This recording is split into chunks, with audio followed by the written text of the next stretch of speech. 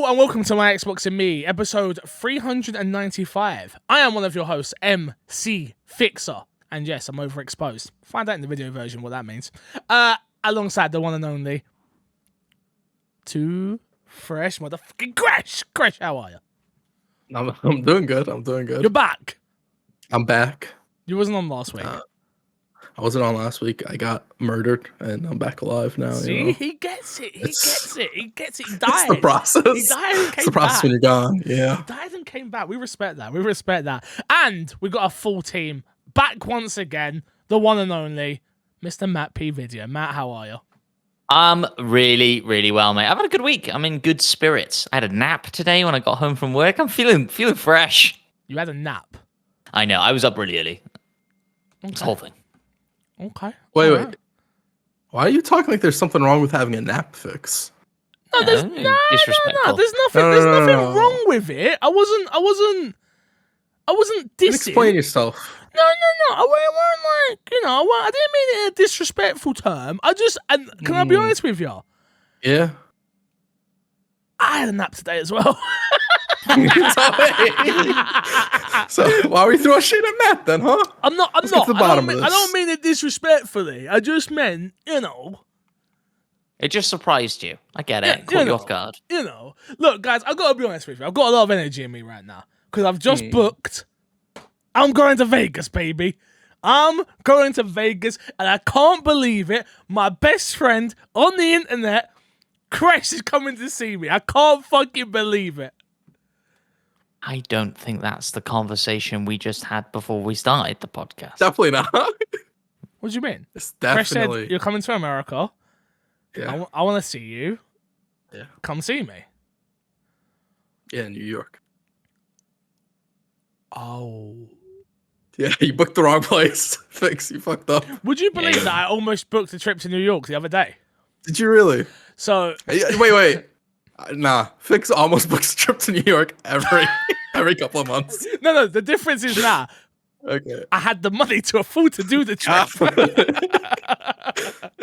Don't anymore though, because now Vegas. I just spent it all on. Yeah. Vegas. Yeah. Well, ultimately, I want to confirm. I will be at TwitchCon this year.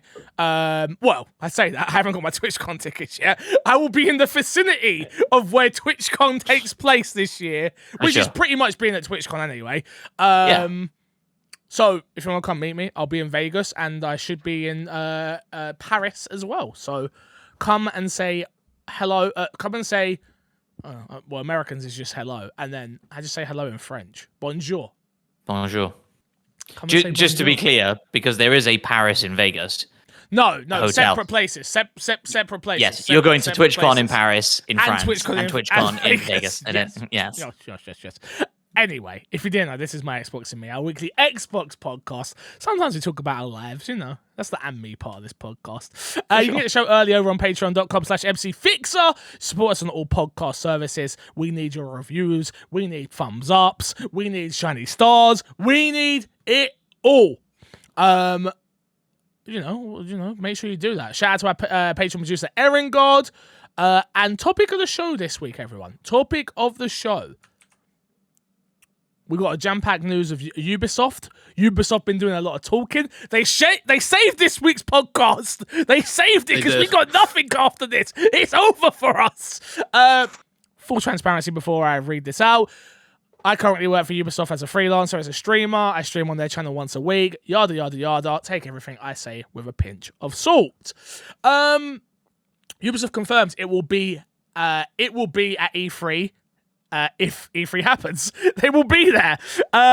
This was said by Yves Guillemot, responding to an investor's asking if the company planned to attend the event in person this year to show its games. Quote, if E3 happens, we will be there. We will have lots of things to show, said Guillemot. Guys, the question I want to ask you guys is, we imagine E3 is going to happen. I don't know. E3 is going to happen. I don't know. E3 is going to happen. If he's saying if E3 happens, we will be there. I don't know if E3 is happening. No, don't say it like that. Don't say it like that. Why are you saying it like that? The thing is, even if E3 quote unquote doesn't happen, Xbox will still do their show. Like Devolver will still do a show, and I'm sure Ubisoft will maybe do their own show. I don't know. That's not E3. Let's not act like a bunch of shows happening at once is E3. It's not E3. Summer game fuck up. I mean, it's a version of E3, Crash. Why are you bringing us down? Summer Games Fest E3? No. It was, Okay, but it wasn't. No, it was not. It was not E3. Let's not do that conversation. Because when it happened, after it happened, it was like, this is not E3. This is not like Jeff Keighley was talking all this, and it wasn't E3. Yeah, We're not gonna do that. Sometimes I hate the reason like you keep us so accountable. It's annoying.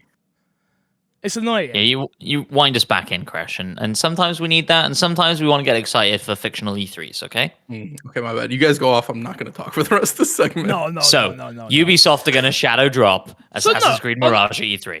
No, so on a real level, yeah, if they're saying they've got a lot to show, what do we think they are going to bring with them?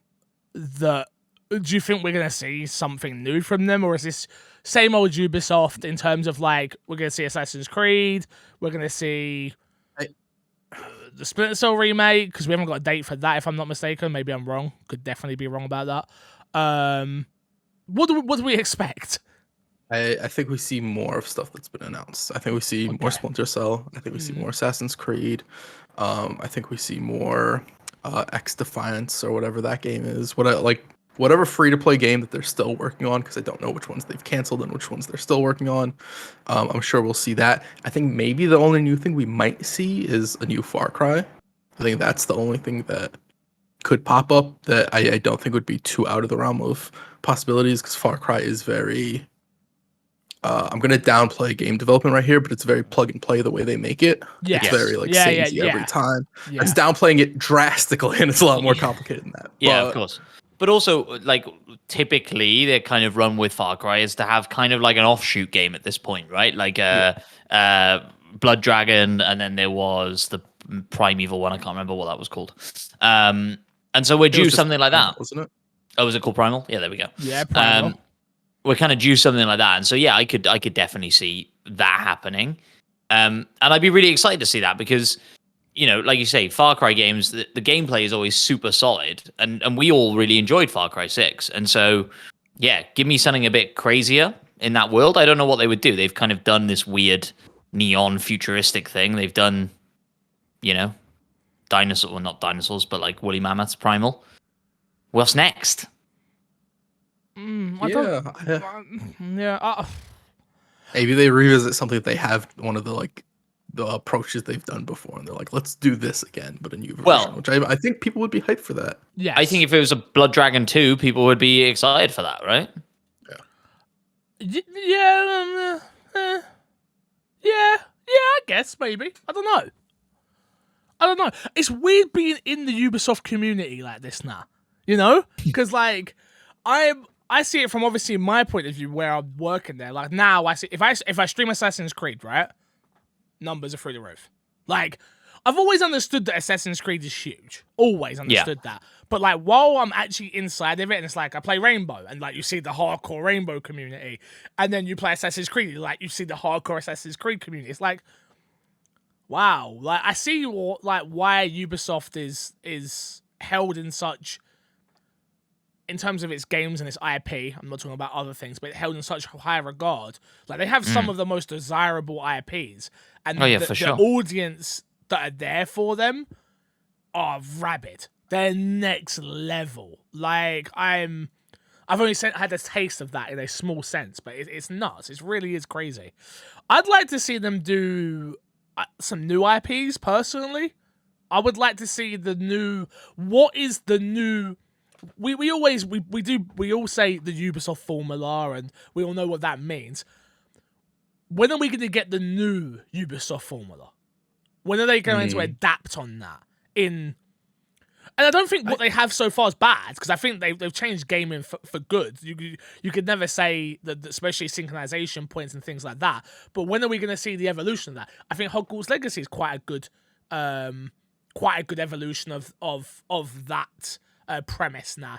I don't need to stand on top of a mountain and do the 360 panoramic, go around and like. Can we see something different? And I'd like to see them do that with a new IP where they take gaming to another level with a new mechanic or something like that. I think that would be really cool. I would actually like really love to see them scale it back for a game. Like I'm very interested in their Splinter Cell game to see like what they do with that. I'd love for them to also like revisit a Prince of Persia and see what they would do with a scaled back Prince of Persia, or like more in line with what Prince of Persia was in today's Ubisoft, right? Because they're incredibly talented. We see them make these games, Yeah. but a lot of that effort goes into making these big open world games. What happens when you give those teams that same amount of time and effort into something that's more concise and more well packaged? That's what I'd really love to see out of Ubisoft. But I do think like the big sellers are the big open worlds with the synchronization points and all these collectibles you can do and all that stuff. So I don't think those will go anywhere. But I really would love to see them go more to like that old school style of games a bit more. The only problem I think I could see happening with something smaller scale is it just won't sell. I think it would ultimately become, it would be a great IP. It would review well. I feel like I just don't think it would sell well. Is the thing.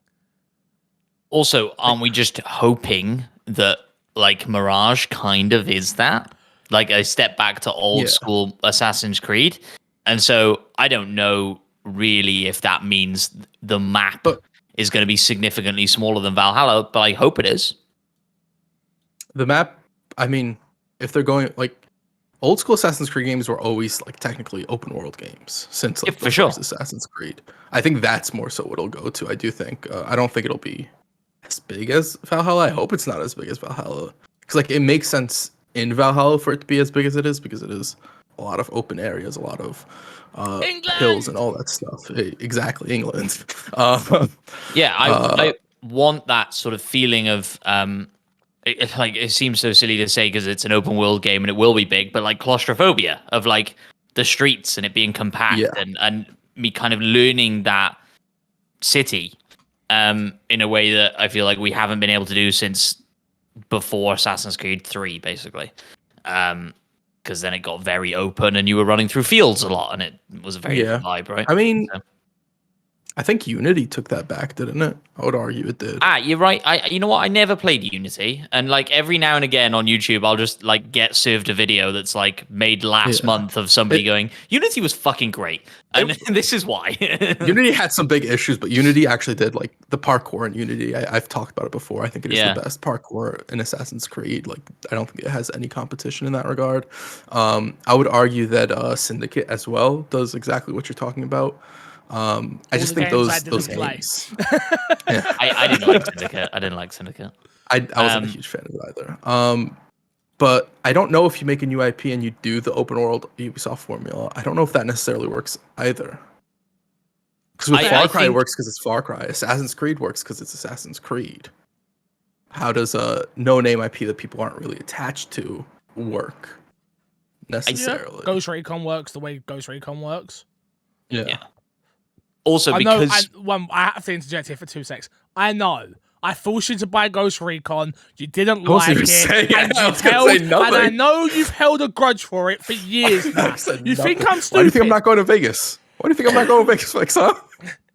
Because I made you buy my money for Vegas is tied up in Ghost Recon right now. You're waiting for that investment to come back, bro. I get it. Sorry, man. I didn't mean to cut you off. No, you're all good. I was going to say, the reason I don't think maybe we see a new IP, or certainly a big new IP, is because we've heard of a bunch of cancellations, right? And delays and all this stuff. And so I can't imagine what they would have doubled down on after that. That's a new IP. In the same breath, they have just launched a new IP. Oddballers got launched, remember? I do not. To be 100% honest with you, I don't even know what this game is. Exactly. I think you just made it up. No, I didn't. Was it the one when you go around the rink, or is that a different game? Some dodgeball type game that just came out. Okay. It literally came and went. It came and went. God. I would love to see like a new, like much smaller scale, which is kind of what we're talking about. It's much smaller scale, like a Child of Light type game. Bro, like where the hell is Child of Light 2, bro? Where is it? Maybe we do get Child of Light 2. I don't know. At I this know that point, like it's- I know, but nobody talks about that game anymore. Like I know it's beloved and it's a great game. I've played it, but like I don't think Child of Light 2 would get like a hype pop from us watching and reacting to the stream, right? And so Not us, Well, for but me. well, Crash, you don't even know the word hype. It doesn't enter your vocabulary. you clearly don't remember me reacting to Assassin's bother? Creed. Oh, that's Valhalla. true. No, I do. I remember that. I do remember that. You're So- right. Yo, Fix! Yo! And I was like, you okay, bro? Like, chill out, Who's man. this Chill person? out. What happened? Chill out. On the note of like where Ubisoft are at, that we did get a quote here about some cancellations. So the quote is from Use Game On during the same investors call, and it starts like this: "We cancelled a few games because we need to make space for other games that are in development in the company, and that's really helping all the other games that are progressing well. Now we feel we have the right number of games, knowing that we'll launch knowing that we will launch a lot of games in the physical year 2024. That will also give space for other games that are on the way in the company." Then goes on to go on a bit more information. Sorry, go on. no, I was just going to jump in to say you said physical year, but you said financial year, Financial which year is is what I slightly meant. I do different to what. apologise. Yeah. No, just to clarify, No, I because appreciate that it. would mean sort of end of this year into next year. I look at the portfolio for this year, right? And we go Assassin's Creed Mirage, Avatar, more content coming for Division. Shit, I keep forgetting about Avatar. Yeah. They have a Star Wars game as well, don't they? That I don't think that's this year though. No. Yeah, no. I'm just saying. I'm saying people this tend year. to, I'm like, saying forget this year. Ubisoft doing that as well. This year, from Yeah. what we know, right? Assassin's Creed Mirage, Avatar, updates to Rainbow Six. You got the Division Resurgence. Resurgence. I think that's what it is. Yeah, I think I got that sounds right. about right. The new crew that just got announced, the crew Motorfest, I think it's something along those lines, Yeah. and Skull and Bones. So We put an asterisk next to Skull and Bones. And Mirage. Skull and Bones, god damn it! Why Mirage? Why are you doing that to me, Matt? Right now, huh? What? Is Why that you put not an this year? asterisk next to Mirage? Oh no, I know. I was talking about the games that are coming this year. I don't. I thought we opened up with Assassin's. Oh, Creed. did we? Oh, sorry. I think we did. I thought you were saying like add the asterisk to Mirage as Well, well. Like, be what do you know, fair- Matt? What do I not know? Maybe.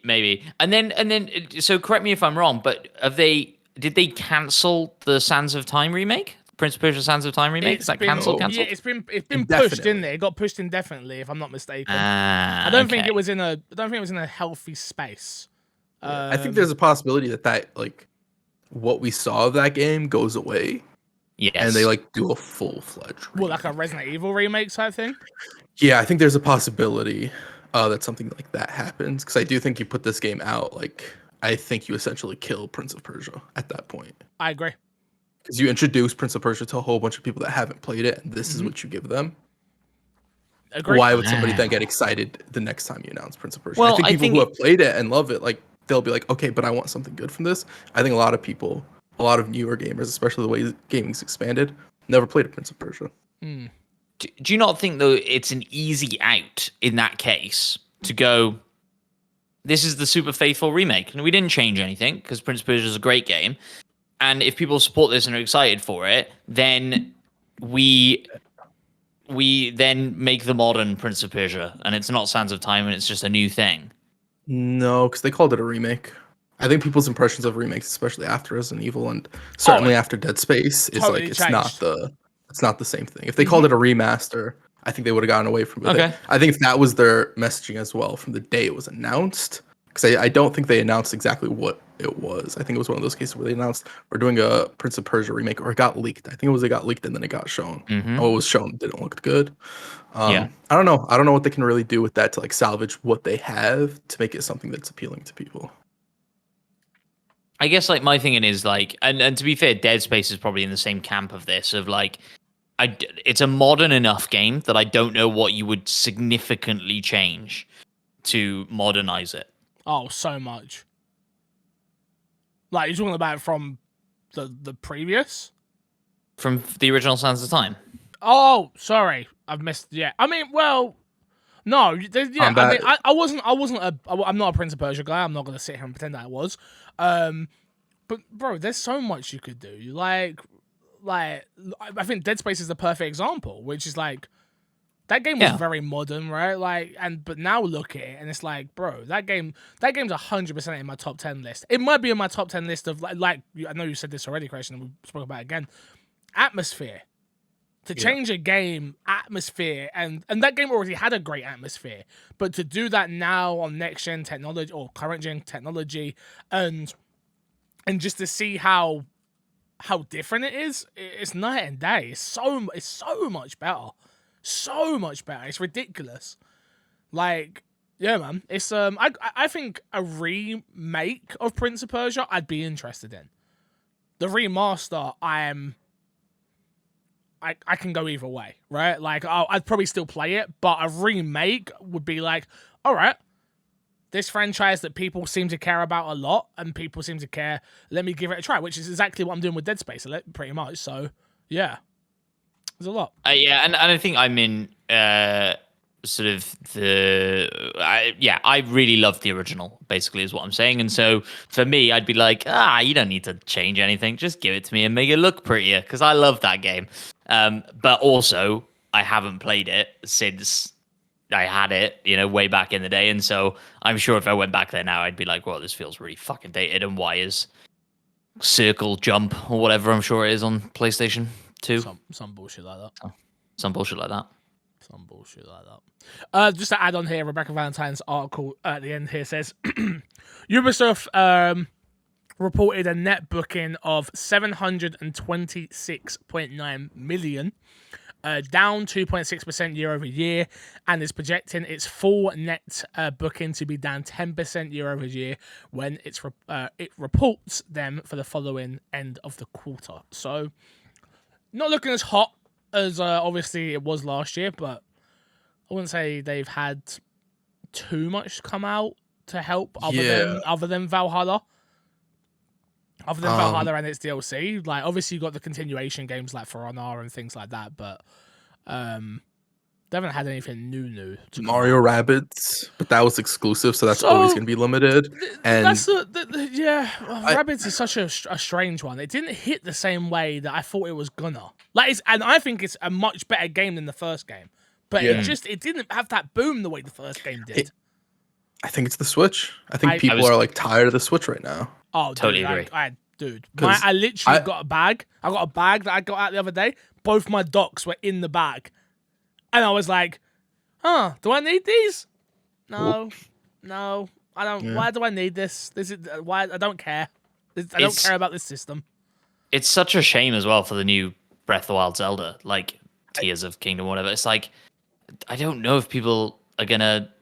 I mean, they will. Zelda it's will. that. I think Zelda's different. Zelda's different, yeah. But I do think a big part of that conversation will be, fuck, this hardware's shit now. Like that'll be the conversation that people are having when they're playing that game. Nintendo just refuse. I know this isn't a Nintendo podcast, but Nintendo just refuse to move with the times. Like, why have we still not got an achievement system? That is the easiest thing to add to get me to want to give a crap about these games. The last time Nintendo tried being with the time, they released the GameCube, and it did horrible. And then when they did, actually, it was the Wii U. And before the Wii U, it was the GameCube. And both times they try and be with the times to any degree, in any sort of way, they end up with shitty results. Yeah, but every GameCube's time. a fucking top 10 console of all time. Absolutely, retroactively. Dreamcast retroactively, great console. Where's Sega making consoles? Oh, they're nowhere. They're off. They're done. They finished. They're gone. I love it when Chris gets spicy. I love it. It was the where are they? The look off camera as well. Chris, you know you're talking to us, right? Like, you don't need to look behind you. Right? That was for the viewers watching the podcast. They appreciate it. If I've remembered to upload this week, they'll appreciate it. Okay? They'll appreciate that. All right, let's move on. Very quickly, one last thing. Yeah, please. One last thing. Please. Give me some odds fix. Give me a pizza bet. South Park game. This summer. E3. Question. comes out or gets announced? No, gets announced. Gets announced. Okay, Come on, they need Sorry, 5 years can you to work tell on me these fucking again? things. I'm currently texting P Money, hence why I might be a little bit distracted. And P Money, I just texted him saying, "I'll get Hayden to send you the dates. We're talking about Vegas, blah blah blah blah." I'm podcasting at the moment, so there's somebody clip this out and tag at King P Money, yeah, which is he literally texts me saying, "Tell the podcast I said hi." Hi, P Money. P Money says hello. Hello, P Money. Hi. Hello. Hey. What I was asking repeat you, the Fix, odds, please. Yeah, what are the odds that we get a new South Park game announced at E3? Oh, don't, bro. I would fucking love that. I know. Um, One of us always predicts it. Like I feel like we've always got it on our no, prediction list. I don't think so. Me neither, but I don't think so. I would. Don't get me wrong. I'd love it, and I love those games. Bro, I need to hit up UB and just be like, yo, can you let me play South Park? Like, what? Like, please? not exactly very family friendly, is it, for a stream like that? But Yeah, but I mean, not. But I mean, bro, when neither's you listen, Rainbow or I was gonna say when you listen to some of these games, like even Assassin's Creed, I was playing that the other day, and it was like some of the stuff that gets said. You're like, huh, I'm not allowed to swear, but they're swearing all over the place in this. Like, no, I can't give you a pizza bet on that one. I'm sorry. I respect it. I'm sorry. I can't. Yeah, no. Well, in the positive end of that is that it would be a pizza bet that both of us would be happy to lose. I'm sure. True. Do I owe you? I owe you a pizza, right? I don't think so. I think we're even. I think I lost one and you lost one Oh, for the Harry Potter thing, right? for Harry Potter. You Yeah, paid up- exactly. Actually, Wait. Harry Potter and Final We haven't Fantasy timed spoke about that. we haven't. We haven't spoke about that. Great bloody point, Crash. Thank you. Let's check Metacritic, people. Let's check Metacritic. Now, of course, J.K. Rowling, fuck you, and thank you for ruining absolutely. this game. Hogwarts Legacy. Matt made a mother trucking bet with me that Hogwarts Legacy. Well, let Crash pull up the actual bet. No, Crash is not getting, we can Crash never. won't get involved. The bet, yeah, It was bet. 70 or below. I You thought won. it would be 70 or below on Metacritic. Yeah. It Nice. currently sits at, on Metacritic, for Xbox Series X at a 90. I think going forward, we also have to clarify which Metacritic we're going off of, because I think going off of the Xbox Series X one isn't the best. Okay, going well, forward. What would you say we should go off? I probably PlayStation because it gets the most reviews. I think the one with the largest pool of reviews would be the one we should Interesting. go for. I think that's a Because very Also- fair assessment. I think we should go PC because it's not a great performance on PC, and that might help me get closer to 70. No, you It, still lose. it performs Great. absolutely fine on I got an PC. 84 on PC. You still. What did you still get on lose. You PlayStation? this. Love that for me. 84. You're right. Do you know what, Crash? I think that's a very fair assessment. Yeah, because it has Well, there we go. 79 Metacritics on PlayStation and only had 16 on Xbox. There you go. Okay, so why don't we just go off of whatever one has more? Okay, Yeah. that's fair. Yeah, that works. Cool. That works. We'll Cool. do that from now on. But like I just said about South Park, this is a pizza bet that I am happy to lose because the ultimate sort of end point of that is that it's a good game. And so I'm happy to lose a pizza to a game being good. But that puts us even, I think, Fix. Final Fantasy obviously didn't come to Xbox last year. And surprise, surprise. No. And I mean, Grass is I good, dude. lost. Grass is good, dude. That was never the bet. Just Final Fantasy 7. The Grass is good. The only one you guys got going now, Skull and Bones. Okay, Oh, what's shit, the, what's what's the bet on? the What's the bet on Action that? adventure.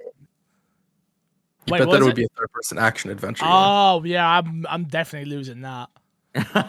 That's a big old loss. All I There's need an is someone argument that to can be wave a made for sword. it.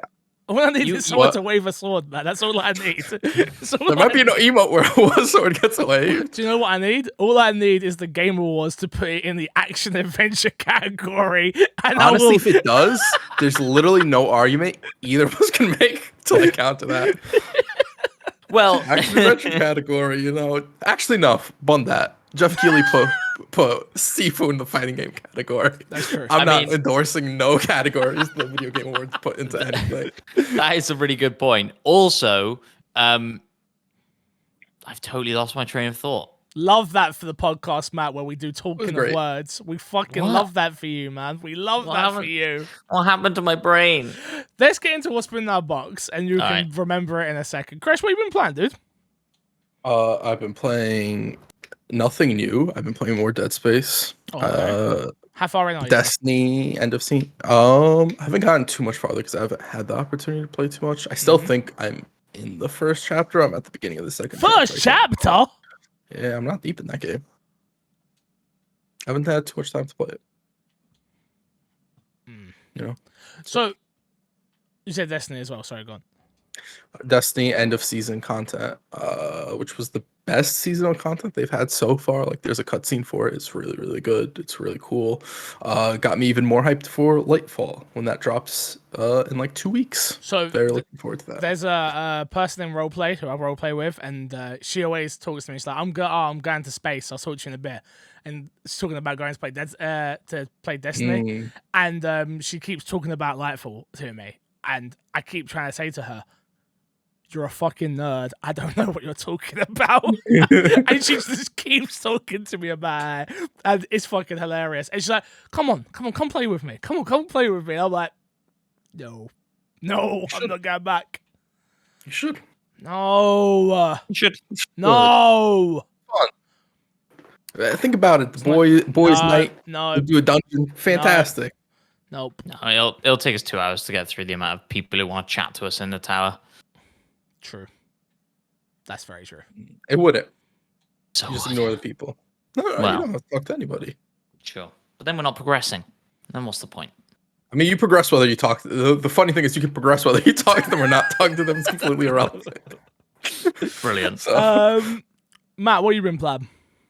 I've been playing lots of Hogwarts. So last week when we chatted, I was like an hour in. Yep. Now I think I am 20 Probably something further than hours me in. now. Crazy. Probably. Yeah, playing it, like I said, side by side with Emma. She's falling behind me a little bit. Yeah, it's fucking good, isn't it? It's just a really fucking good game. Yeah. It is. Yeah, It is. There's nothing more to really be said. it is. One thing I will say is I'm playing on PC. I should never play this game on mouse and keyboard. That broom is a nightmare to play on mouse and keyboard with. A nightmare. Why are you doing that to to be yourself? honest, 'Cause I'm an idiot. I'm surprised you play third-person action adventure games on mouse and keyboard. Yeah. So- That seems like one of the okay. worst ideas. So my logic was, has always been, my aim in video games for shooting is very bad, and it's usually because I can't remember where the keys are. So I Okay. try and play all my games mouse and keyboard just so I get more familiar with it consistently, right? Honestly, it doesn't make a fucking difference. I'm still looking down to see where the letter C is regularly. It's bad. Honestly, I started the game with mouse and keyboard, and it's that thing where, you know, when you start and the game teaches you all the mechanics on one Yeah, you control wouldn't know scheme, how to switch. and then you switch and you're like, I don't know how to do anything, and this feels really awful. Yeah, no. And I tell you what, Harry Potter, a lot of buttons, a lot of button combinations, a lot of things to remember. Lots And of so, things. yeah. Yeah. But yeah, wild that you're playing on mouse and keyboard. You're playing it wrong. Categorically, shame on you. That's fair. Also, you don't aim in Harry Potter. So, He just wanted to like keep his mind. I get that, to like not. It's just switch it more to the controller. muscle of being at a mouse and keyboard. I Well- play with a controller now, and it feels awful. Third-person action games though. Everything. That's because feels That's because awful. all you do is play them on key. Because mouse and keyboard. 'cause All I it's do is play GTA. GTA roleplay, bro. I don't do anything. Do you Yeah. know what the crazy thing is? My aim is so bad because all I do is stand around and talk for 8 hours a day. I don't shoot anybody. I don't do anything. Like, yeah, it's I think I need to just, if it isn't a shooter, doesn't matter if it's third person, first person. If it isn't a shooter game, I don't touch a mouse and keyboard. Like like simple as. Or I do touch a mouse and keyboard. Whatever, you know what I mean. All right. I played some Rainbow Six. how did that go for you? Ubisoft or With the Ubisoft community. Dude, that game is got punishing. smoked? That game is punishing.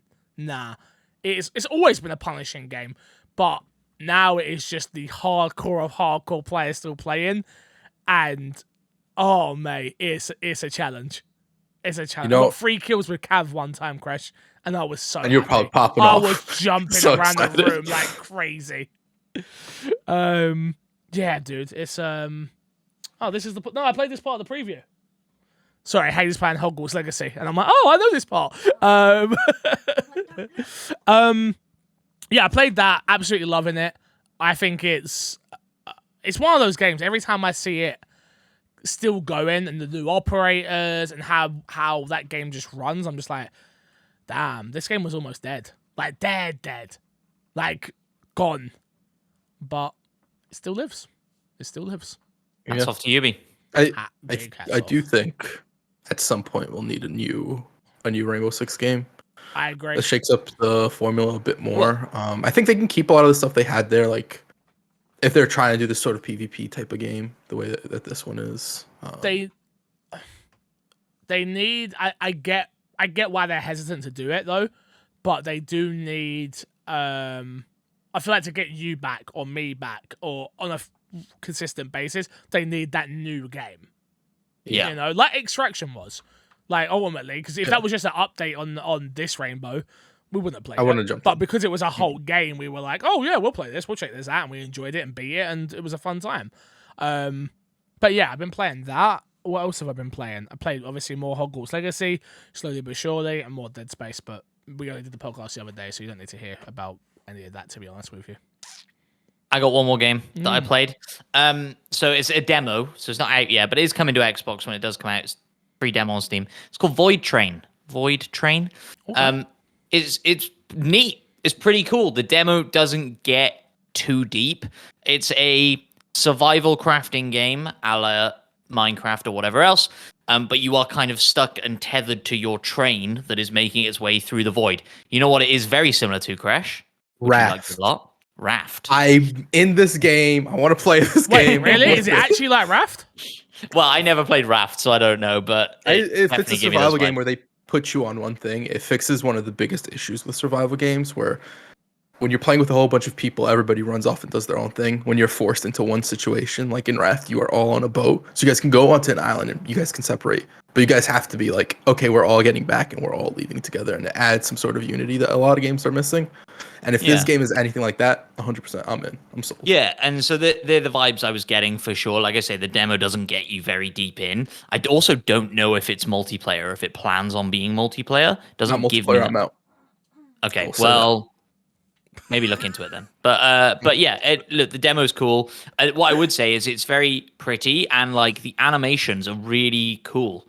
Like they've clearly put a lot of like the way he gets out his book and like goes through the book of objectives and stuff. It's just like a really well put together demo and sort of vertical slice. And so it's a game that I will be keeping my eye on going forward.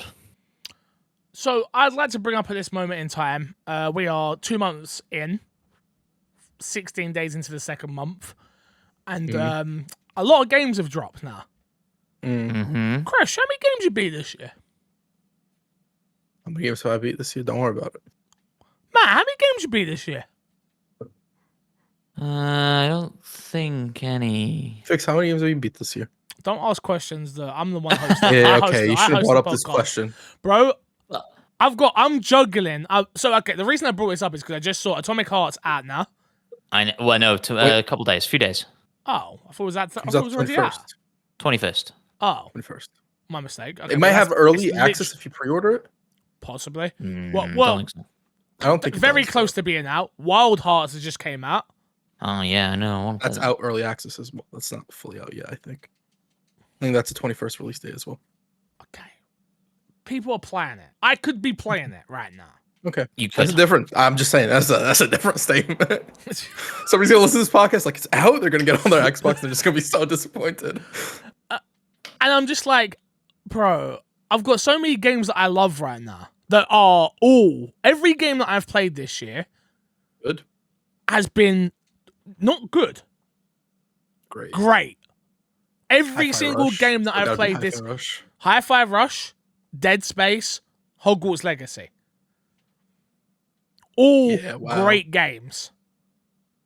And I And haven't I beat a think single one of them. Atomic Heart, I think, is gonna be a good game as well as. I agree. You said the other game Wild that Hearts. people are very, very. No. Wild Heart. Is it Wild Heart? I just said Wild Hearts, Chris. Oh, Are you did you having say? a I thought you stroke? said Hogwarts. I Are thought you you said having a Hogwarts. stroke? That's my bad. Are you having That's a my stroke? bad. That's Let on me me. know. I thought you said Hogwarts. If you're dying on the podcast, I'm let dying us on the film it podcast and right make now. sure you take the camera with you so we can monetize it. Okay? I'm trying to be off of next week's stream, so I'm dying early. You know, I'm just getting out of here quick. Makes sense. But yeah, Wild Hearts. Yeah, Wild Hearts is getting like really good reception as well. So I think Yeah. February is gonna be another good month for this year in gaming. Dude, It's not going to stop, is it? I'm so. No. I realistically, I'm looking at it already. I'm like, all right, I'm probably not gonna get to Wild Hearts. It's not my type of game anyway. Yeah. If there's one of them of what I've seen so far, that's the one that I'll take a hit on at this moment in time. But I have to beat Hi-Fi Rush. I need to just set out a day where How long? I know it's not long. That's the point. I'm like, I need to beat this. I have like one sitting left in it. I played that on to beat the game. Master I'm not Keyboard really as well. I'm not saying anything. I'm not responding to that. As far as I'm aware, you didn't say nothing. But yeah, I'm very happy with how the year has started when it comes to games. Yeah. Yeah, it's a good place to be. I think May slows down a little Perfect. bit, but not much. Yeah, no, that's what I'm saying. I think it's slower compared to like January, February, and March. March has Long Dynasty. Yep. Shit. Is there anything else in March? Maybe March is a little bit of a slowdown. Crime Boss? That's soon, right? Yeah, but like I'm not really. For me, Crime Boss is still like a big question mark for me. Like I'm interested in it. Yeah. The reason that I brought it up and specifically for you two is it feels like Payday. Like it looks like Payday, and you guys love Payday. We're so dumb. What? Resident Evil 4? Yeah. When's that? March. March. March is packed. Yo. Bro. Oh wow! So everything's packed until May. This is a good year for gaming. People can't complain so far. I don't think at the end of the year. I think if it drops off after May. No, because then you get into July. Yeah. Looking outside of Xbox, you have Final Fantasy 16. On Xbox, you have Street Fighter. Yep. Well, that's I feel like there's more July games as well. July confirmed. You got Pikmin. Maybe they ain't got a lot. They ain't got a lot. They might be July. June. But Forza. It might be June. I think it's June. I think we got a lot of stuff that's going to get announced, right? It's June's the big month. You got Street Fighter 6. You got Diablo. You got Final Fantasy. And then the rumor is Starfield for June as well. From I think it was Jeff Grubb that did the rumor. Okay. We'll see. Source. Matt's got a hard no. We'll see. Well, no. My hard no was Fix saying June's packed and then saying the 3 games that I don't care about. If Starfield comes out in that month, then I care all of a sudden. I mean, that whether you care about them or not, that I was is going to say. Sure. Street Fighter 6 is... They hit 3 different... Well, they hit 3 different niches, right? Yeah, Street Fighter 6 for the fighting game community, Diablo for the Diablo fans, let's be honest. And then Final Fantasy for JRPG fans and Final Fantasy fans. They're also probably unarguably the biggest game in those niches as well. So it's not like it's 3 just, of them, yeah. Hey, yeah, it's not just big games in those niches. They are the biggest games. Yeah. It looks like May's quiet. Like you say, you got Redfall, the second, and then you've got Zelda, but that doesn't really matter. Oh, Suicide Squad. Is that May? This is gonna be that's 26th. Damn, this is gonna be an interesting year. But Game of the Year comes out in April, so that's what I'm saying. What comes out in April? Road 96 Mile Zero. Fuck yes, it does. Holy shit. Yes, it does. Crash, you liked 96. You liked Road 96. I loved it. Yeah. You're not excited for more? Oh, I am super excited. My response was simply to Fix saying it's Game of the Year. Dude, there's a chance it could be Game of the Year. Is it coming to Xbox? I don't think there's a chance. Coming to Xbox, PlayStation, PS4, Switch, PC. All day 1. April 4th. Very cool. Here's what I will say. I would love to be surprised. And that game ended up being Game of the Year for me. I just don't see it happening with that game. Dead Island 2? What are we thinking of that? Ooh, I'm interested. Would you want to play with me? Want to play together? I'll play with you. We can I'm being co-op. serious though. Okay, so when we say this though, it means we actually have to be like, Matt, you can't be involved. You don't have enough time.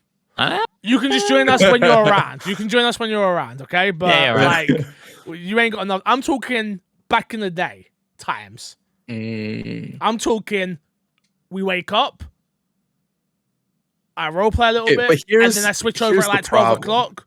What? And then we play for 8 hours, 9 hours. Here's the problem. You say we wake up. Yeah. Waking up for you is very different waking up for me. Well, I'll change. I'll change for you.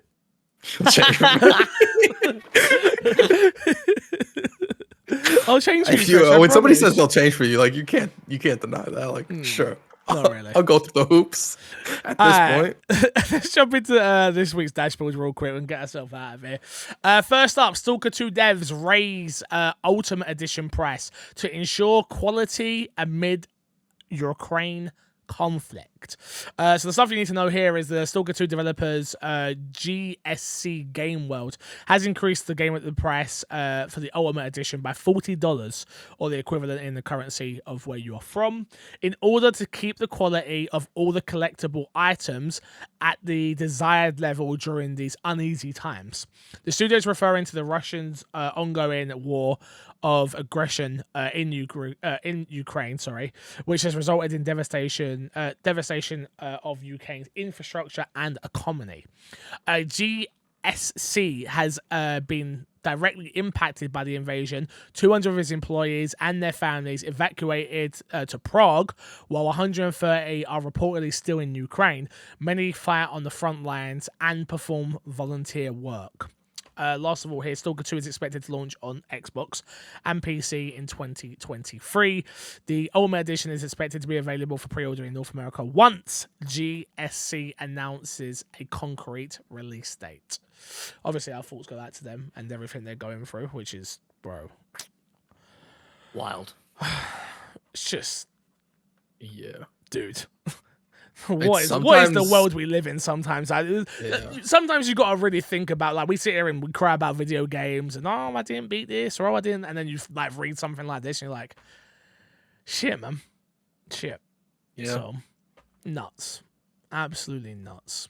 Also, I think, like, the way... maybe not. Maybe I was reading too much into it. I was going to say the way this is written is almost like a negative. Like, they're increasing the price of this game, but, well... They're increasing the price of the Super Duper Edition. And so if you're going to support at that level, then that's up to you now, whether or not you're going to pay that money. But the price of the actual game is still the same, and it's still coming to Game Pass. And so it doesn't affect 95% of the people who are going to actually play this game. Do credit where credit's due to Windows Central, because they're a great fucking outlet. We use them all the time for the podcast. They do this section, which is the what you need to know section, which bullet points things down to very much. Like, so I don't think it was written. I think it's like it's just to the point. Yeah, exactly. You're right. And I think, like, I read into it. Like, yeah, it's not. I got you. Next up, Multiverse, a game that we all enjoyed. Peak player count plummets to below 1,000 amid content drought. Per report from Video Game Chronicles, players' activity on PC release of Multiverse has dropped close to 99% from the strong debut. The current activity is a far cry from the game's impressive start in July 2022, which saw players peaking at 153,000 online players during its launch week. These numbers all come from SteamDB, the online database which tracks Steam games, and it is currently at less than 1,000 at this time, and there hasn't been much news about the game since early January. Is it just a content situation, or has that just been a game that was always going to be a flash in the pan? I think it's content situation. I think they shot themselves in the foot with this game. They had a lot of DLC characters release in a really short amount of time, creating an unreasonable expectation for content, and then weren't able to upkeep with that.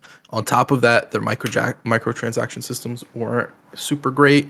And as far as my experience with the game as well, the more people that were playing the game, the online experience was worse. Like, over time, the online in that game wasn't as stable as it was in the beginning. But I think this game could have lasted the long haul. I think there's a possibility that it, like, comes back, but I think that if it does sort of get traction again, I think they need to be more consistent with the release schedule of sometimes just because you have it doesn't mean you should put it out, right? Do you think it can even be saved at this point? Yes. Oh, okay. I think the foundation of that game is brilliant, and people love it, and like there's a competitive scene for it, and people are interested in watching it. And so yeah, like I think it could come back. But I don't know. I think they would have to like put a lot of investment into the competitive side, to be honest with you, and get people excited on that side, more so than just like fucking Black Adam or whatever else they're gonna put in there. Look, if Rainbow Six can come back and all these games that we talk about, Ubisoft does particularly well with games. They release them and then over time they really like make them something special. I think any game has the capability of doing it. I just think it's having the right people in the right places, knowing what they're doing with it, and like this is our long-term plan, and B, it's willing to put in the money necessary for that. And the question is WB willing to keep on putting money into multiverses to see it be successful again, or are they like, we got the money we needed from this? This could also be the type of game where they're like, hey, we're gonna take a loss, but it's really good advertisement and stuff like that for WB games as well, and other IPs and stuff like that you put out. I imagine that if it stays at this sort of player range, I don't think that it'll be worth it for them. But I do hope they figure out what they're doing with that game, because it was fun to play. Yeah. When I was playing it. I feel like as well that I should be like their prime target market, right? Like I played it when it first launched. I am into that nerdy shit and like all those characters. But I feel like very quickly I stopped seeing stuff about that game. Yeah. Like I just didn't hear people talking about it, or like I didn't see ads for it or anything. Like I think I remember seeing a Black Adam ad, right? Once for it. That they were putting him in, and then I don't know who they've put in Where since. are you watching ads? They've put a lot. YouTube or do you have YouTube TikTok Premium? or no? Okay.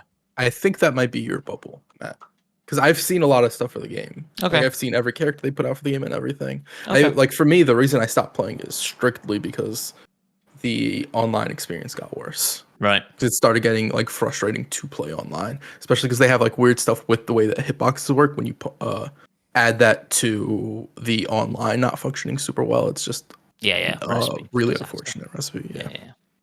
Okay. Next up is, I think this might be the funniest thing I ever saw on Twitter. Honestly, I was cracking up when I saw this. Dead Island 2 releasing a week early. You asked for it. You got it. Dead Island 2 went gold, and it's coming a week early. I was just like, yo, you guys have got some nerve. You guys have got some nerve to like, really? Was anybody, like, clamoring for this a week early? Oh, I mean, it's been delayed enough times. Why not try and undelay it slightly? What game comes out April 28th that they're avoiding? That's a good question. There's definitely a game, and something, I can't something remember out early May or end of April that they're trying to usurp. I don't know what. Maybe Redfall. Maybe they're trying to step an extra week away from Redfall. Is it Zelda? It's Zelda. Well, they don't want to release on the same day as Zelda? Maybe. Oh no. Jedi Survivors. Oh, Survivor, yeah. Comes out the 28th. Because that got delayed into it, which makes sense. Yeah.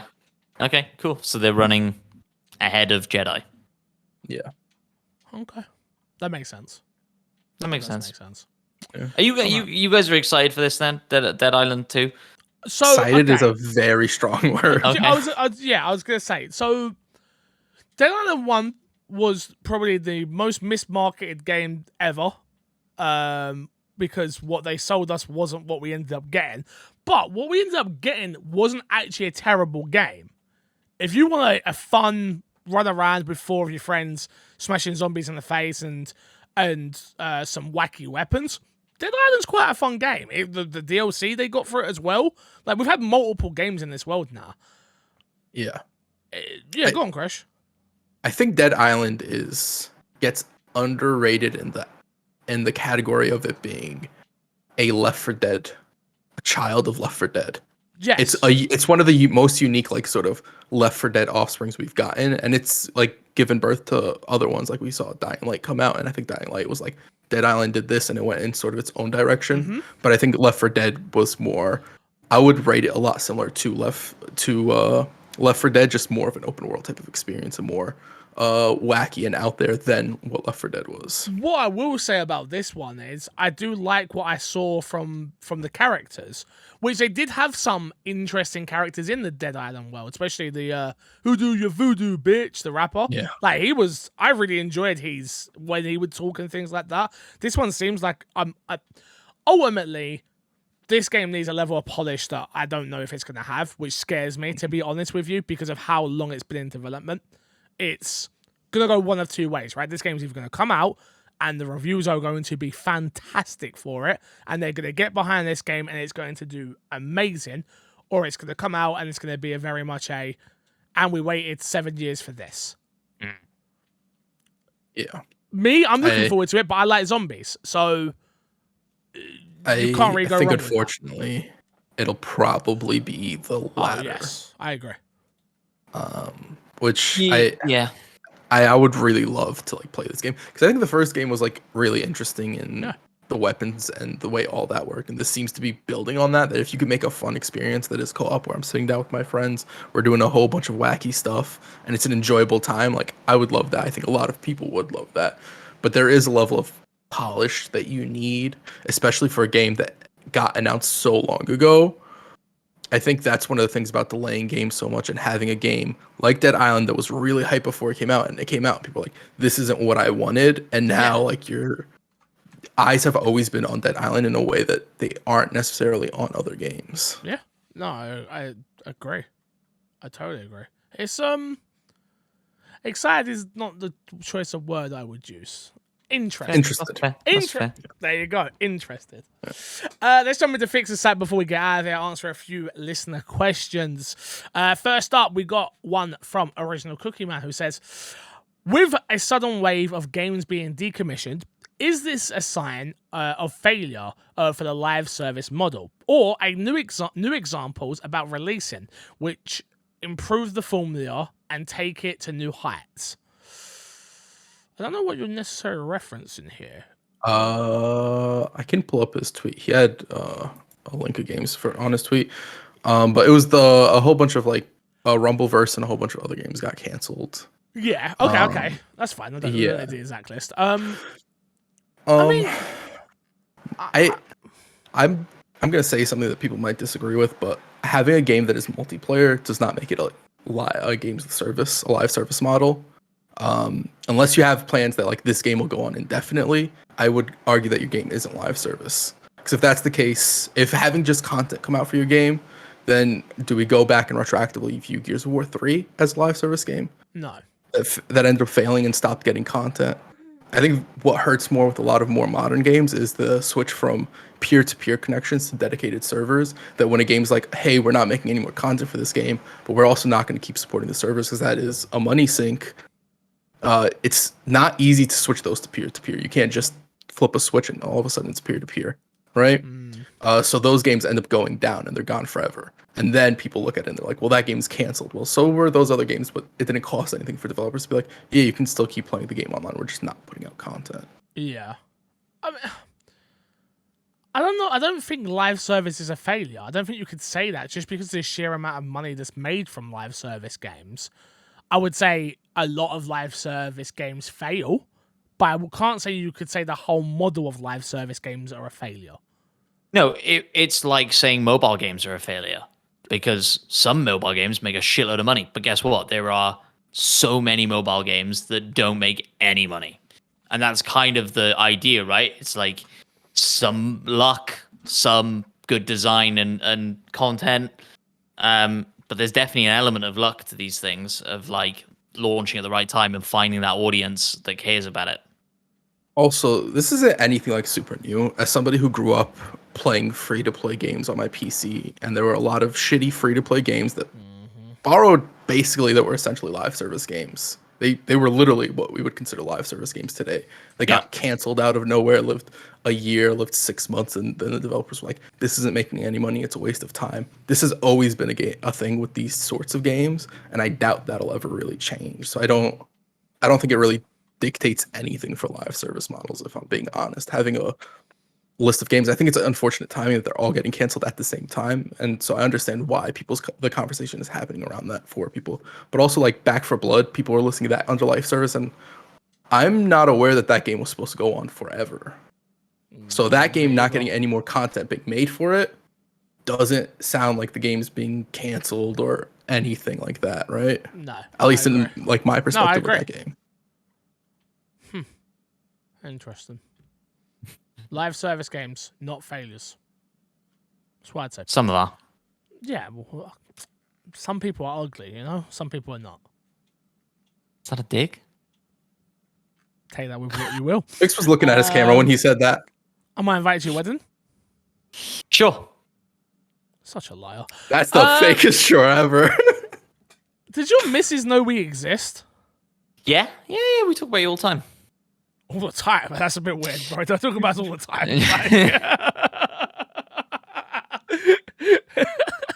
Next question. Rye has this to say. They say, since we're looking ahead to the summer showcase, whatever form it ends up taking, what games do you think y'all think Xbox has lined up for the rest of the year? Hellblade 2, Gears 6. Do you think we'll see more shadow drops from first-party studios like Hi-Fi Rush? No, I don't think we'll see any shadow drops, personally. I think that was a one-off. I'd love to see more, but I don't think so. I also don't think we see Gear 6. And I would be surprised if we don't see more Hellblade 2 with a release date. Yeah. Do you think Hellblade 2 comes this year, though? No. I think it's a possibility. No, I don't think so. I think it's unlikely to come this year. Yeah. 50-50. I'd say 70-30. That it's I'd say 80-20. I think you've got to look at what Phil Spencer said about delivering content and things like that in some of these interviews. Clearly, there's stuff coming. Like, we've got Minecraft, Legends. We've had Hi-Fi Rush. We've got Redfall. We got Forza, even though it didn't get a release date, which still don't know why it didn't get a release date. Yeah, obviously E3. Got Starfield, of course. Like, we've got content. I don't know if they need Hellblade 2 this year, to be honest. No, I agree. I don't think they need it. No. Are they likely to hold on though? I don't know. Maybe. If it's ready, they've got to ship it, obviously. But I just don't know if they need it this year. Yeah. No, I agree. I think if it's not ready, I don't think they'll force it into this year. No. That being said, I do think we haven't seen anything from it for a while, so I could see them just like having quietly been working at it. This E3, we get like gameplay reveal, like stuff that's undeniably gameplay, right? That you can't have Matt and Fix go like, oh, I don't think that's gameplay. I think that's just a cutscene. I mean, look, Jeff Keighley said it was gameplay, so it must be gameplay. It's gotta. Jeff Keighley's always right. Sifu fighting game. You know that for a fact. I mean, I'm never gonna let that one go. It is a game with fighting. It wouldn't be right. It wouldn't be categorized as a fighting game. No, I agree. It would be categorized as an action adventure. I agree, but I'm just saying, like. Yeah, no, I get it. But that's like, I get it. You're blurring the line a little bit too much, but I get it. Not blurring anything. Okay. Next up, Original Cookie Man said... Oh, sorry, there was another question with this one. Another potential more fun question. What effects, if any, do you think AI will have on games? Last week you talked about using it for Game Pass algorithm, but what about in actual games? Do you think AI will change the way games are made and played? Yes. 100%. I think eventually AI will change the way games are made. 1,000%. Yeah, for sure. Yeah, like to come back to Hogwarts Legacy for a second. Holy shit! Did they not record enough VO lines for Out and About? Agreed. Like, every road leads back to Hogsmeade. Shut the. I don't need to hear it every time I go to the shop. Like, it's wild. And so, like, you could even. I mean, there would be again, this AI thing is going so quickly. It's going to be so interesting to see what happens here. But it's not unreasonable to be able to take that VO line from that character and change it using AI to like feed in all the VO they've done and gone, fuck, you know what? We need more VO lines from this guy. Let's not get him back into the studio. Let's just feed it into this algorithm and make him say something else. So going Crash. No, you wouldn't be able to do that. Especially if you have somebody cast as the voice of a character, unless you're willing to pay the person for the voice lines. But this is what I mean. I think conversations like that will start to happen, and there will be a contract, which is a full buyout, which means we're allowed to plug your voice now into this AI and generate new VO lines from it. And that will definitely happen. I don't there want could that be to happen. there I could see it massive happening. pushback from the industry, and people could not agree to those contracts and da da da da da. But it seems like a no-brainer to me for this game to get released and go, oh, people are spending 40 hours in this game and they're hearing this one VO line 25 times. Let's come up with some new ones. I also wonder how great it'll sound when you put AI voice lines next to actually recorded voice. Have you touched any of this AI stuff? I've seen some of it. I've done it in videos. So I've said something wrong in a video. I'm not going to go back down to the studio to record it. And so I've AI'd it, yeah. It's so good, bro. Okay. So It's really good. I saw, bro, we're getting to a dangerous place. Like, it's just scary. I saw a VO thing of a guy singing as Kendrick Lamar. Yeah. And it is perfect. And I was like, bro, what the hell? Man's Kendrick I don't like Lamar. this AI stuff. Do you know what? I do. I fucking love it. Anything that makes my life easier, I'm all about it, personally. Making people's lives easier, I think, is fine. I think the problem is it's such a corruptible tool Oh, to 100%. misuse, and that's more so what I dislike. Because I think there's a lot of great stuff that comes from AI, but then I also think that the amount of jobs that it'll put people out of, the misuse of AI, I think is going to be really, really way out there, which is very unfortunate because I do think it's a very interesting piece of tech that certainly big companies at the minimum, it'll be more than big companies, but big companies at the minimum will abuse in very unfortunate ways to its employees in a lot of ways, cutting out writers and whatever else they are like, side quests, we don't need to get writers for side quests. Plug in the scenarios you want in the AI and it'll create the whole quest, all the dialogue you need for you and stuff like that. Yeah. Yeah. Like there's nothing more to say than you're 100% right. You need one human, right, and an AI bot instead of 50 writers or 20 writers or 10 writers, like ultimately, and then you have that human then tinker it into a more humanized language. Yeah, I mean, of course it's scary. It is scary, but dude, it's so cool. I know, it's so cool. Like playing around with just chat GPT. And literally, I watched a video on it, and it's like, and I've like learned how to use it a little bit better with like asking it questions and asking, does it understand, and then getting it to relay information back to you, and then it learns more off of what you're saying to then give you better results. And I'm like, this is crazy, nuts. And I think right now that is almost the best way to use it, is to like use it as like a sounding board. Yeah. To be like, hey, give me some ideas around this thing, and then what do you think? What title do you think works better here, or like da da da? And you kind of use it like you would a colleague to bounce ideas off of and like refine ideas and stuff. And that's the way that we've been using it and stuff. And yeah, it's super interesting. I would really be interested to see AI used in creative ways with procedurally generated games. Sort of grow on how it procedurally generates stuff off of what the player base does with those games, I think would be very, very interesting. I think the most I think the most difficult thing is for that it couldn't be hardware based because AI actually uses a shit ton of hardware. Yes. If you're not like processing it through online, like you need very powerful hardware to run at the AI moment stuff. it does. Just like everything is going to get easier and easier and easier. Eventually, I'm not talking about tomorrow. I'm not talking about in a year's time. I'm talking about years from now? Maybe. Well, everything does. Possibly. Everything gets smaller. Everything A gets lot of stuff, yeah, but half the size and I twice think as cheap. you're accurate in the sense that like hard drives will get bigger and stuff like that, and Yeah. RAM and stuff like that. But I don't think ape why am I blanking out? We're talking. We're literally in the middle of talking about AI. AI is the word I'm looking for.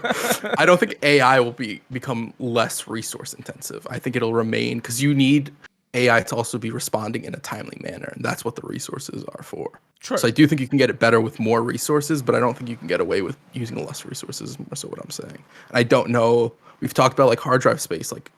Consoles aren't going to really be me and Jufix. We've talked about it. Me and you don't think they'll ship with more hard drive space. Nah, that's Matt, I think, was on the other side where Matt was Yeah. like, surely there'll be bigger hard drives and whatnot. Yeah, I so think it there will. really depends where the console space goes more so. I agree. I would love to see this get, and I think we're probably not far away from this being possible, integrated in some small way into a game, like the Metal Gear Solid boss, Psycho Mantis, that read your memory card and then spouted shit about the games you've been playing. Something like that could be really interesting, where, like, even in like a South Park game or something, right? You could imagine like a character being like, oh, I see you got this achievement in this game, fucking nerd, or whatever. Like something like that, and it's like generating that line on the fly or whatever. Could be really interesting. Also, like visual novels, dating sims, like that could all be run by an AI at this point. Dungeons and Dragons games can be run by. They're this doing AI. it. I saw. Like, I know you there mentioned are, it, but they're already Yeah. doing it, which was like, Yeah. But honestly, that's so cool. Like, it's so to me, it's so cool. Like, Yeah, it is. I do get it, Crash. I think ultimately, I think you're right. Like, it is scary because we are losing that human touch, and where does that? It won't be in our lifetime, but where does that leave people in the future? Like I don't know. Well, people were talking Don't about roll your as eyes far at as me, like Matt P. I saw you. Let Crash go, and then I'll tell you why you're wrong. as far as websites go, like a lot of people are saying like a lot of like Chat GPT and whatever else, they use websites to Yes. sort of get how they write articles. Yeah. That at a certain point they're going to shut down so many websites when it comes to writing new articles. They're going to start writing bad articles because they're only going off of AI. Yeah, I watched just it. something And I the think- folks talking about. We, Yeah, we spoke about that literally last week, didn't we? yeah, exactly that. Yeah, it is So- scary.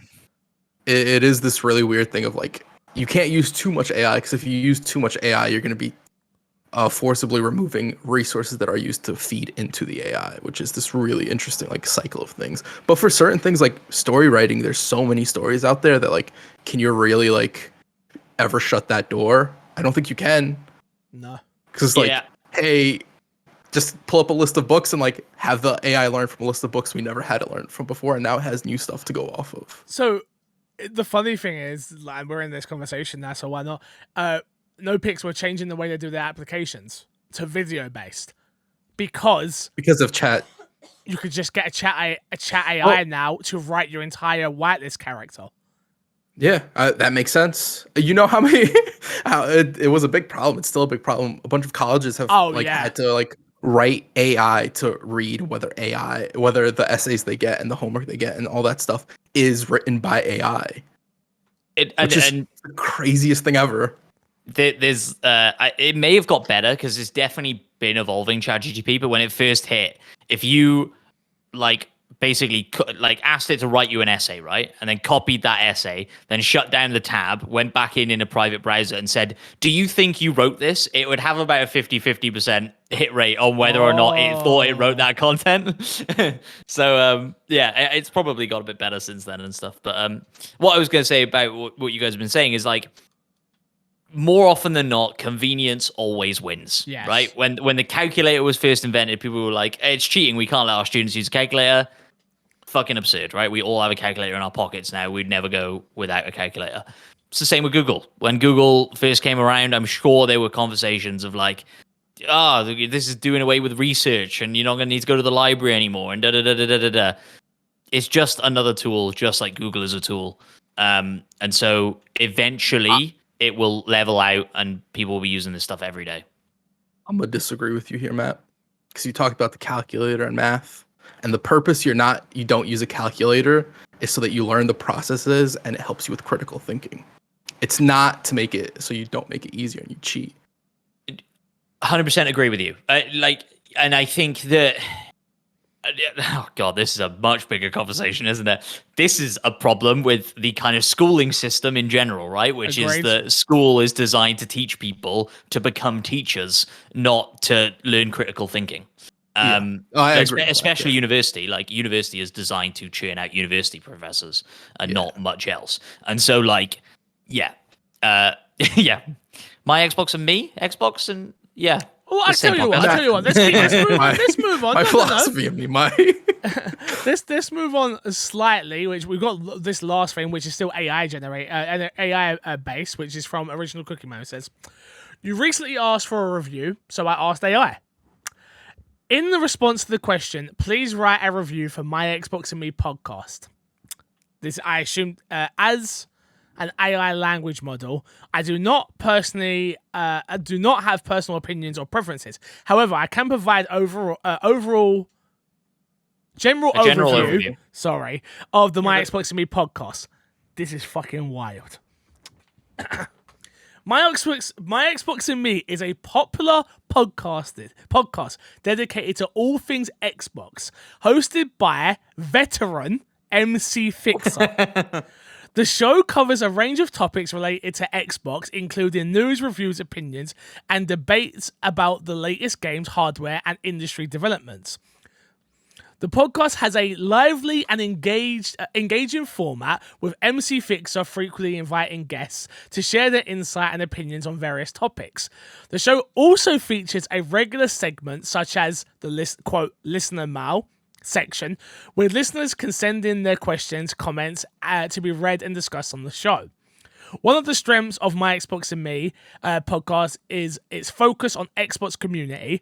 The show often features interviews and prominent members of Xbox community, as well as discussed as fan events, meetups. This community focus approach makes it feel inclusive and welcoming to all Xbox fans, whether you're a casual player or hardcore enthusiast.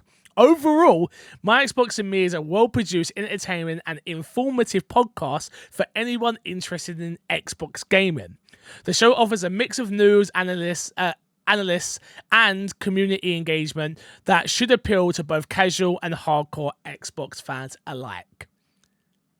If that is actually written by AI, that is fucking wild. Nah, they got a couple things wrong. Let's make that very clear.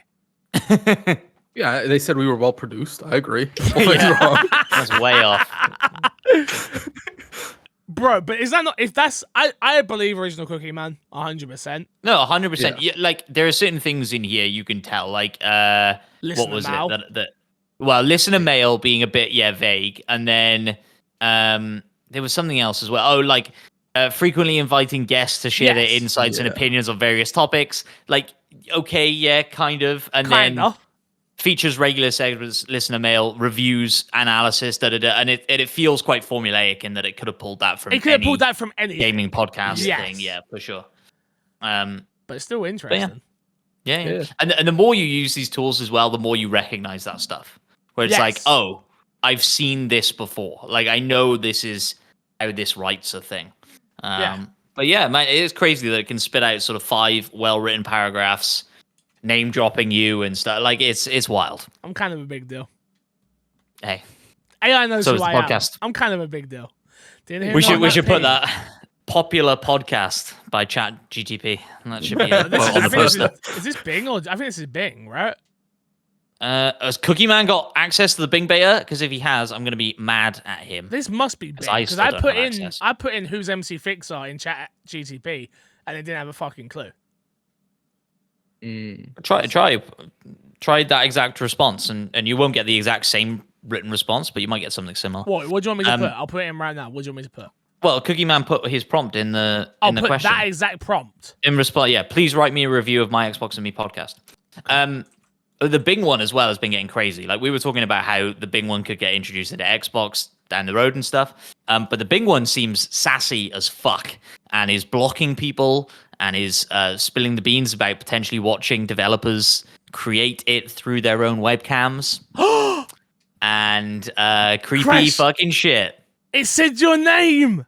Is that my name? It dropped it. ChatGPT Yo. dropped Crash. Yo. Oh, sheesh. Yeah, okay, you can see it was on this, but okay, so I changed my whole opinion about AI. I love AI. Keep the AI coming. I'm with AI. My Xbox to Me is a popular podcast that covers news, reviews, discussions related to Xbox gaming. The podcast is hosted by a team of experienced gamers, including founder MC Fixer and co-host Crash. Wow. That's impressive that it's like founder MC Fixer. Like it knows the difference. you're Like it's been able to figure that founder, out somehow. yeah. That's crazy. That's really cool. Huh. I wonder what it's pulling from that. Maybe like Twitter somewhere or something. Something Well, like that, right? I would love to be able to see where it's pulling It's from. also, ChatGPT doesn't do that. Possibly pulling, because you've been doing Spotify write-ups as well. I could see like you get into the Spotify API, So- you could probably pull that stuff as well. Sure. I think it doesn't go any more modern than September 2021. Got it. Okay. So it wouldn't be pulling from me being on the podcast, I don't think. Maybe a little bit. So yeah. You've been on this So, podcast way longer than you think. I hope you know. I know. I think I have. Way longer than you think. Trust me. I feel like I've been doing this podcast a week. It's been 4 years. I think we're coming up on 2 years. No, that can't be right. Yeah, probably. Maybe. 2 E3s. It's been 2 Yeah, E3s. maybe. Crash, I think, do you know what? I'm not even going to do it. Nope. Let's plug and get yourself out of it. I just think about how long we've known each other, and I'm just like, fucking hell. Yeah. You've seen me there, here, Seen you everywhere. here. Like, it's been nuts, bro. I've seen you everywhere except Vegas, and I won't anytime soon. plug and get yourself out here. Matt, what are you going to plug this week, you fucker? Subscribe to the YouTube channel and comment on 2 weeks ago video saying, "Hey, MC Fixer, where's the fucking video from last week?" I will upload that as soon as I get home and have dinner. As soon as I get dinner and I get home, I will upload last week's and then this week's together. Apologies for that. It's just, honestly, life's just crazy. Do you know what it is? It's life, Crazy. and then it's not even just that. It's just not having the mental capacity. So the audio is rendered in 10 seconds. Done. I can put that up in a matter of seconds. We've got our way of doing things from now, right up, boom, boom, boom. And then the video gets rendered, but it takes about 10 minutes. Not long, but it takes about 10 minutes. And in those 10 minutes, I've moved on to the next task. For sure. And then I go, oh yeah, I need to upload that, and then it takes an hour then to upload it to YouTube, and I forget, and then yeah, it's my fault. It's 100% my fault, and I do apologize. I'm sorry. Crash, what are you going to plug? Chat GPT, it knows my name. That's pretty cool, you know. Crash, if you don't put that in your bio, I'm changing my Twitter bio. I'm deleting everything. I'm putting that. Chat you GPT knows. Yeah. Send him the screenshot so you can put it in his Twitter cover I photo. exited it. I'll reopen it, and so I can send it to you. I can do It's that. not gonna say my name this time. It Never is. again. No. will say my name. It saves your log, so you can go and see it anytime. What have I got to plug? Just my YouTube channel, I guess. YouTube.com/MCFixer. Trying to do more stuff on the second channel as well. YouTube.com/MoreMCFixer. So it's challenging, definitely challenging, but if you can support that content, you know, the Dead Space Let's Plays and the other things that I've been doing, it makes me feel better about putting them out. So yeah, go consider hitting the subscribe button to all those channels. And yeah, man, keep being amazing to one another. Until next time, we will love you, leave you, and see you later. Goodbyes.